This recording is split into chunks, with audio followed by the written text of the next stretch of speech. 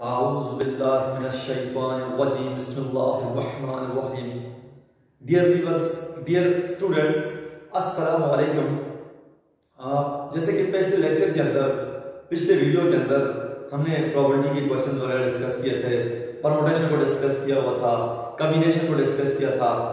आज जो लेक्चर है, आज जो वीडियो है, इसके अंदर हम मजीद प्रोबेबिलिटी के क्वेश्चंस करेंगे, क्लासिकल प्रोबेबिलिटी के, या मैथमेटिकल डेफिनेशन ऑफ प्रोबेबिलिटी, या प्राइमरी डेफिनेशन ऑफ प्रोबेबिलिटी, या क्लासिकल डेफिनेशन ऑफ प्रोबेबिलिटी। उनके जो और मजीद क्वेश्चंस हैं उनको हम वन बाय वन डिस्कस करते हैं थोड़ा डिटेल के साथ। क्वेश्चन यानी कि न्यूमेरिकल एग्जांपल्स। ओके, तो फर्स्ट ऑफ ऑल मेरे पास एक क्वेश्चन है। एक क्वेश्चन मैंने आपके सामने बोर्ड पर लिखा हुआ है कि क्वेश्चन क्या है, find the probability. Find the probability. अब प्रोबेबिलिटी कौन सी, किसकी probability? Number A, product of two dices less than 6। सबसे पहले यानी कि यहां पे इस क्वेश्चन के अंदर हमें ये जानना जरूरी है कि एक्सपेरिमेंट किस चीज का किया हुआ है। एक्सपेरिमेंट किस चीज का किया हुआ है?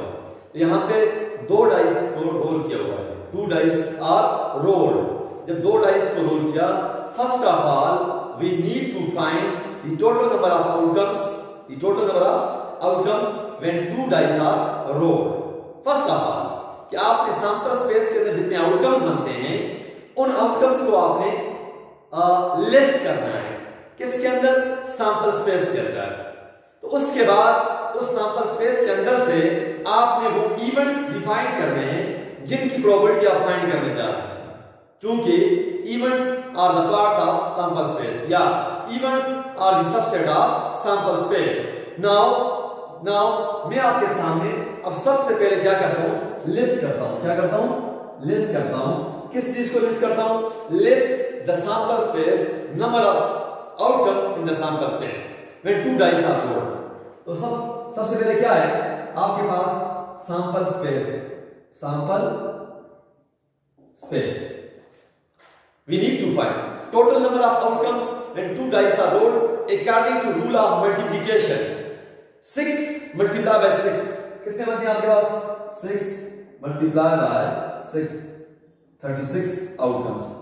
36 outcomes। 36 outcomes। अब 36 outcomes आपके पास आ गए। जब दो डाइस को आपने रोल किया, now we list these outcomes. एक आसान तरीका है, वो क्या है? एक तरफ आप डाई नंबर 1, इस तरफ आप देखें डाई नंबर 2। यहां पे 1 2 3 4 5 6, 1 2 3 4 5 6। These are the possible outcomes on a die। On a die। Now combined outcomes क्या होंगे दोनों डाइस के? दोनों डाइस के। तो आप इसको यूं करेंगे, ये और ये कर लें, ये। अच्छा, दोनों डाइस के कंबाइंड आउटकम्स क्या होंगे आपके पास? Combined outcomes first dice, second dice, 1 1 1 3 1 4 1 5 1 6 1 1 1।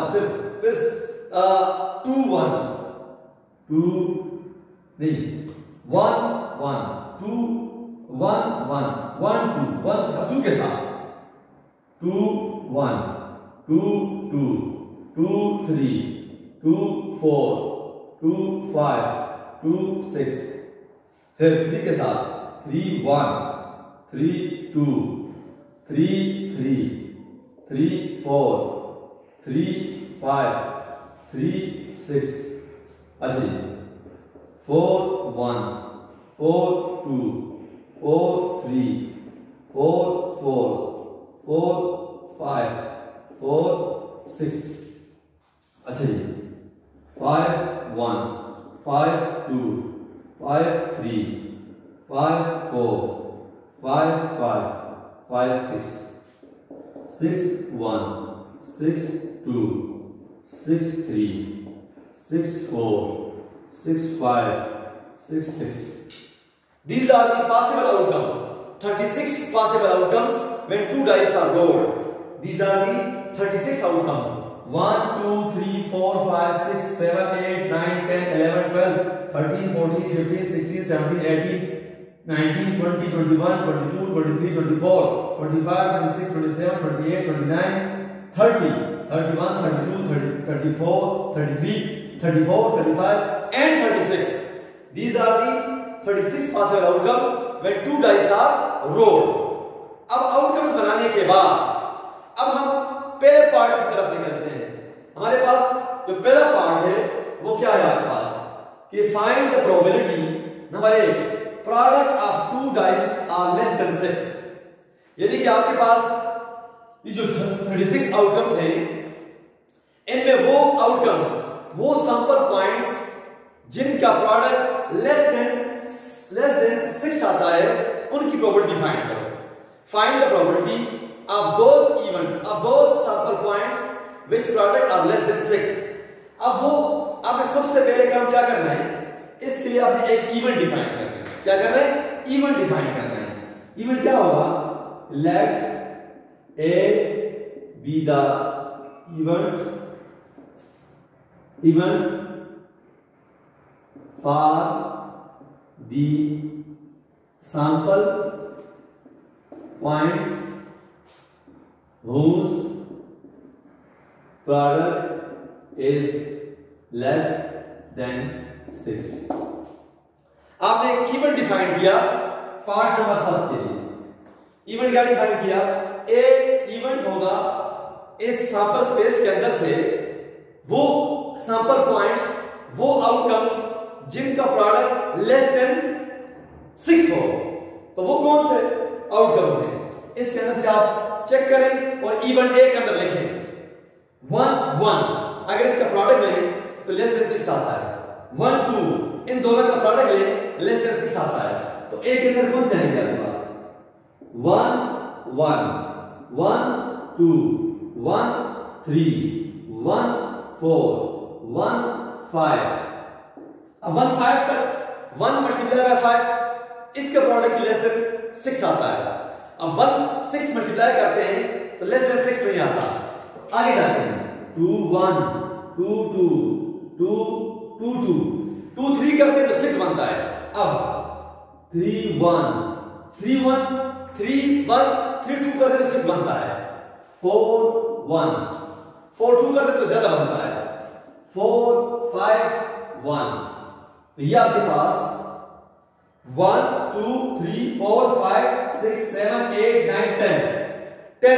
ये 10 वो आउटकम्स हैं, ये 10 वो आउटकम्स हैं जिनका प्रोडक्ट लेस देन 6 बनता है। लेस देन 6 बनता है। ये जो आपके पास मैंने इवेंट डिफाइन किया कि ये वो सैंपल पॉइंट्स हैं जिनका प्रोडक्ट लेस देन 6 आता है। अब so number of sample points in A, sample points ए के अंदर कितने हुए? 10। कितने हुए? 10। कितने हुए? 10 हुए। कितने हुए? 10। अब according to rule of probability, definition of probability, classical definition of probability, ये probability of an event A बराबर है number of outcomes in A number of outcomes in sample space. तो क्या हो जाएगा? प्रोबेबिलिटी ऑफ ए बराबर है 10/36। ऊपर क्या लिखा आपने? Number of outcomes of A 10 and number of outcomes in sample space 36। This is the probability of product of 2 dice are less than 6। तो आपने क्या किया? आपने इवेंट डिफाइन किया प्रोडक्ट लेस देन 6 के लिए और आपने सैंपल स्पेस के अंदर से वो सैंपल पॉइंट्स निकाले जिनका प्रोडक्ट लेस देन 6 बनता है और वो 10 सैंपल पॉइंट्स हैं। 10 सैंपल पॉइंट्स ऐसे हैं जिनका प्रोडक्ट लेस देन 6 आता है। तो 10/36 is the probability of 2 dice or less than product of 2 dice or less than 6। अब हम सेकंड पार्ट की तरफ जाते हैं। सेकंड पार्ट क्या कहता है? सम ऑन अपर ऑन 2 डाइस और 7। क्या आपके पास वो सैंपल पॉइंट्स वो आउटकम्स इस सैंपल स्पेस के अंदर से जिनका सम 7 बनता है उनकी प्रोबेबिलिटी फाइंड करो। तो again let B denote the event that sum is 7।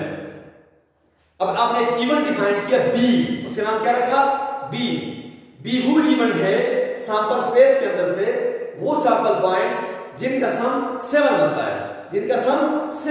है, तो वो आउटकम्स वो सैंपल पॉइंट्स इवेंट ए के अंदर लिस्ट करेंगे। Now list those sample points in event B. क्या होगा? 16 पहला, फिर जी 25 दूसरा, फिर जी 34 तीसरा, फिर जी 43, फिर जी 52, फिर जी 61। These are the sample points which have sum 7 from this sample space। तो कितने हुए आपके? 1 2 3 4 5 6 आउटकम्स, 6 सैंपल पॉइंट्स ऐसे हैं इस सैंपल स्पेस के अंदर से जिनका सम 7 बनता है। तो इसलिए हमने उनको इस इवेंट के अंदर लिखा। तो number of sample points in event B बराबर है 6। कितने आउटकम्स हुए? 6। Now according to definition of mathematical probability of event B बराबर है number of outcomes in B, number of outcomes in sample space. अब प्रोबेबिलिटी ऑफ बी का मतलब क्या है कि probability of sum on 2 dice are 7। इसका मतलब ये है, ये कितना है? 6, ये कितना है? 36। तो 6 by 36 is the probability of sum on 2 dice are 7। Okay, now we move towards the third part। Third part की तरफ निकलते हैं। थर्ड पार्ट क्या कहता है? थर्ड पार्ट क्या कहता है? ओके, थर्ड पार्ट अब क्या कहता है? Third part, absolute difference on 2 dices are 0। Absolute difference का मतलब है ignore the signs plus and negative. तो अगर अब यहां पे अगेन हम एक इवेंट डिफाइन करते हैं सी फॉर पार्ट नंबर 3 कि वो कितने आउटकम्स हैं, वो कितने सैंपल पॉइंट्स हैं जिनका एब्सोल्यूट डिफरेंस 0 बनता है। वो सैंपल पॉइंट्स आप निकाल के सी के अंदर लिस्ट करेंगे, उनको गिनकर नोमिनेटर के ऊपर, उनको जो टोटल आउटकम्स है वो डिनोमिनेटर में। तो आपके पास थर्ड पार्ट क्या होगा? Let C be the event, let C be the event that absolute difference is 0। तो कितने आउटकम्स हैं? लिस्ट करेंगे। 1 1 1 - 1 0, पहला आउटकम 1 1, फिर 2 2 3 3 4 4 5 5 6 6। These are the possible outcomes, sample points from the sample space which are listed in the event C whose possible absolute difference is 0। तो कितना outcomes है आपके पास? 6। These are the total 6 outcomes, 6 sample points whose absolute difference is 0। So according to definition of probability of C का मतलब क्या है? Absolute difference on 2 dice are 0 बराबर है number of sample points in C, number of sample points in S। तो probability of सी बराबर है कितने? 6 by 36। 6 by 36 is the probability of absolute difference on 2 dice are 0। Okay, now part number 4 की तरफ निकलते हैं हम। और पार्ट क्या कहता है? Total is a complete square. Part number 4 क्या कहता है? Find the probability total is a complete square. क्या मतलब इस बात का कि इस सैंपल स्पेस के अंदर से वो सारे आउटकम्स निकाल दें, वो सैंपल पॉइंट्स निकाल दें और इवेंट डी के अंदर लिस्ट करें, जिनको सम करने के बाद, जिनको टोटल करने के बाद कंप्लीट स्क्वायर बनता हो, कंप्लीट स्क्वायर बनता हो, तो वो कितने आउटकम्स हैं? तो let D denote the event that total is a complete square. अब डी के अंदर कौन से आउटकम्स होंगे जो कंप्लीट स्क्वायर बनते हैं? 2 2 ये वाला, ये वाला नहीं नहीं नहीं बेस्ट है 1 3 1 3 1 3 1 3 को जमा करने के बाद, टोटल लेने के बाद कंप्लीट स्क्वायर बनता है।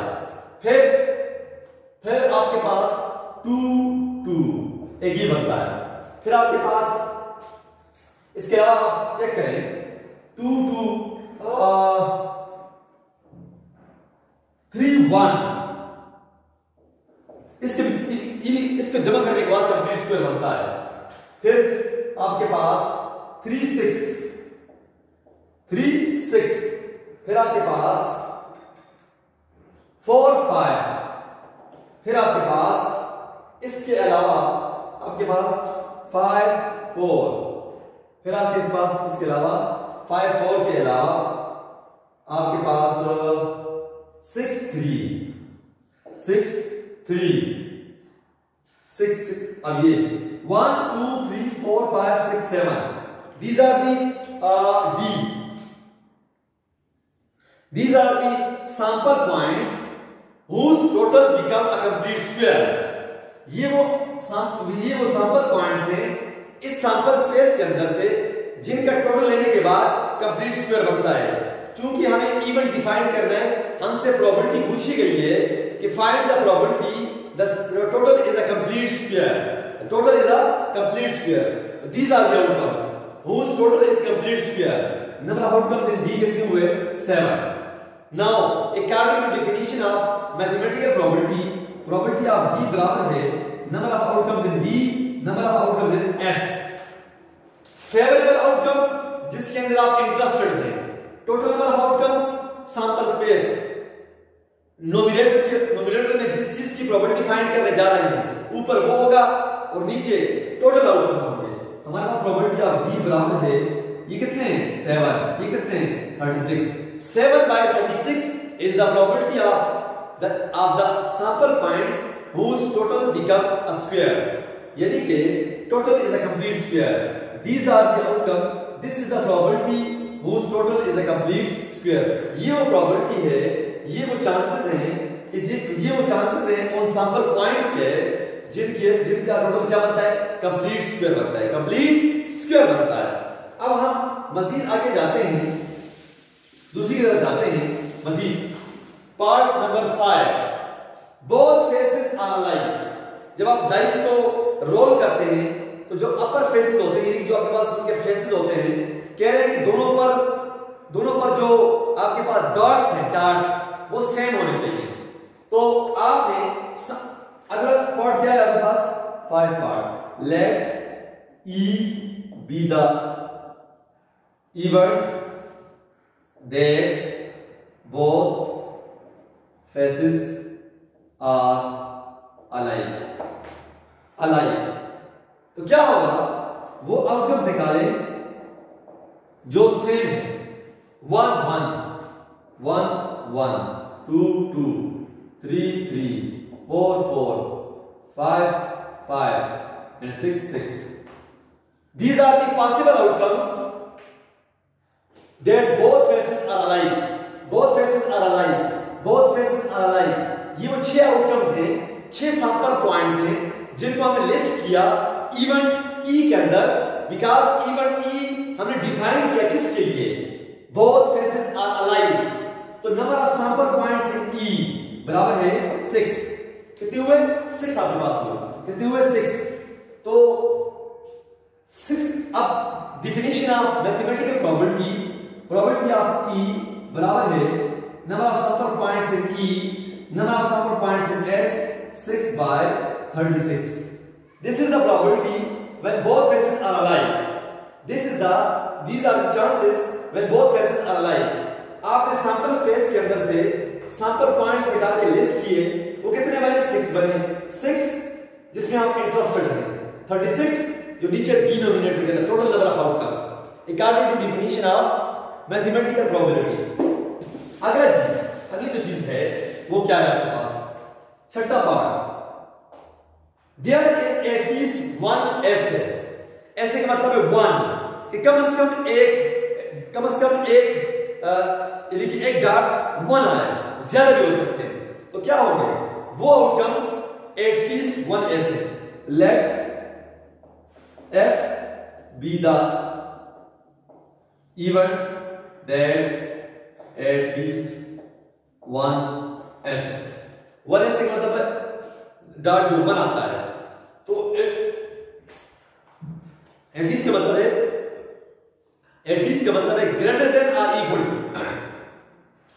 तो 1 1 1 2 1 3 1 4 1 5 1 6 2 1 3 1 4 1 5 1 6 1। These are the sample points of at least one essay. तो E में क्या होगा? 1 1 1 2 1 3 1 4 1 5 1 6 2 1 2 3 1 4 1 5 1 6 1। These are the possible outcomes of at least one essay। यानी कि कम से कम एक आए, ज्यादा एक भी आ सकते हैं। हमने सैंपल पॉइंट्स इवेंट के अंदर लिस्ट कर दिए। कौन से सैंपल पॉइंट्स? जो वन ऐसे वाले हैं। 1 2 3 4 5 6 7 8 9 10 11। ये कितने हुए आपके पास? Number of sample points in F 11। Number of sample points in F 11 कितने हुए? 11।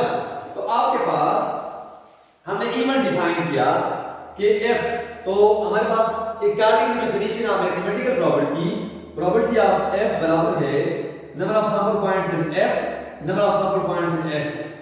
जिस चीज के अंदर आप इंटरेस्टेड हैं, जिस चीज की प्रोबेबिलिटी फाइंड करने जा रहे हैं, वो ऊपर total number of outcomes 11 by 36। This is the probability of at least one ऐसे। दो सैंपल पॉइंट्स के चांसेस हैं उन सैंपल पॉइंट्स के आने के जिनमें एटलीस्ट वन ऐसे हो। ओके, अब मजीद आगे जाते हैं, अगले पार्ट की तरफ जाते हैं। अगला पार्ट क्या है? Product of faces is a complete square. Product of faces is a complete square. अगला हमारे पास 7 पार्ट है। Let G be the event that product of faces is a complete scale. क्या होगा? वो सैंपल पॉइंट्स, दो sample points from the sample space S list in event G whose product become complete square. कि वो sample points जिनका product लेने के बाद कंप्लीट स्क्वायर बन सकता है, वो सैंपल पॉइंट्स आप G के अंदर लिस्ट करें। उसके अंदर आएगा 1 1। दिस इज आल्सो प्रोडक्ट लेने के बाद कंप्लीट स्क्वायर बनता है। 1 मल्टीप्लाई बाय 1 तो 1 का स्क्वायर 1 स्क्वायर बन सकता है। फिर आपके पास इसी तरह 2 and 2 2 2 4, यानी कि आपके पास इसका कंप्लीट स्क्वायर बनता है। इसके अलावा आपके पास 1 4, इसके अलावा आपके पास 2 2 हो गया, 2 4 2 5 2 6 3 1 3 1 3 2 3 3 3 ये भी कंप्लीट स्क्वायर बनता है। इसके अलावा 4 1, इसके अलावा 4 4, इसके अलावा आपके पास है 5 5, इसके अलावा 6 6। These are the sample points from the sample space whose product become a complete square. 1 2 3 4 5 6 7 8 1 2 3 4 5 6 7 8 8 are the outcomes. Total कितने आउटकम्स हैं, कितने सैंपल पॉइंट्स हैं? 8 sample points from the sample space whose product become complete square. 1 2 3 4 5 6 7 8 number of sample points in G 8। तो आपके पास probability of G बराबर है sample points in G sample points in S. तो क्या बन जाएगा, प्रोबेबिलिटी ऑफ जी का मतलब क्या है, किसकी प्रोबेबिलिटी, जी का मतलब क्या है, product of faces is a complete square. तो number of sample points in G 8 divided by 36. This is the probability or chances for the sample points whose product is a complete square. ये आपके पास probability आ गई है। Number of sample points in the event G, total outcomes या favourable outcomes, total outcomes according to definition of mathematical probability. अच्छा जी, अगली जो प्रोबेबिलिटी है वो क्या है, अगली जो प्रोबेबिलिटी आपके पास वो क्या है, part number A, 8 part, total is minimum, part 8, let H be the event that total is minimum। अब आपने इवेंट डिफाइन किया H किसके लिए, टोटल इज मिनिमम, वो sample points whose sum is minimum from all the sample points, वो sample points इस sample space के अंदर से निकालें जिनका सम सबसे मिनिमम बनता है, तो वो एक ही है 1 1, H बराबर है 1 1, इसका सम सबसे कम बनता है, तो number of sample points in H बराबर है 1। सो प्रोबेबिलिटी ऑफ H बराबर है sample points in H sample points in S 1 by 36 में से एक दफा उसके आने के चांसेस है, एक दफा आने के चांसेस है, बहुत कम प्रोबेबिलिटी है किसकी, टोटल इज मिनिमम। तो अगली जो प्रोबेबिलिटी है हमारे पास 9 वो है total is maximum, let I K be the event that total is maximum, अब आपके पास क्या वो इवेंट है कि जिस वो sample points from the sample space, दो sample points from the sample space whose sum is maximum from all the sample points, that is only one sample points which is 6 and 6, क्या होगा, k बराबर है 6 6, this sample points sum is maximum, okay, तो क्या होगा, sample points in k 1, तो आपके पास probability of k क्या होगा, sample points in k sample points in S 1 by 36, तो total is maximum has also probability 1 by 36, अगर आप इन सभी प्रोबेबिलिटीज को आप जमा करें that become 1 because the probability of entire sample space is equal to 1। अगर आप सारे इवेंट्स की प्रोबेबिलिटी को जमा करें then it becomes 1 because the probability of entire sample space is equal to 1। ये तो हमारे पास ये एग्जांपल कंप्लीट हो गया, हमारे पास क्या हो गया, एग्जांपल कंप्लीट हुआ। अब हम मजीद आगे जाते हैं, हम एक क्वेश्चन और की तरफ जाते हैं, बढ़ते हैं, हम कहते हैं क्वेश्चन क्या है आपके पास, क्वेश्चन एक और क्वेश्चन है, a card is drawn at random from 52 playing cards, find the probability that number A, card is an asset, number 2